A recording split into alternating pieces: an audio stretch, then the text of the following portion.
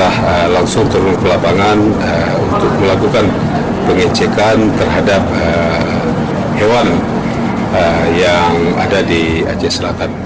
Yang akan kita lakukan, kita sudah melakukan Zoom dari Polres Aceh Selatan bersama Dinas Pertanian dan Peternakan dan seluruh jajaran Kanit Reskrim Polres Aceh Selatan bersama Kanit Bimas Aceh Selatan agar kita bersama-sama Dinas Pertanian untuk melakukan sosialisasi kepada masyarakat warga Aceh Selatan tentang masalah virus yang ada saat ini.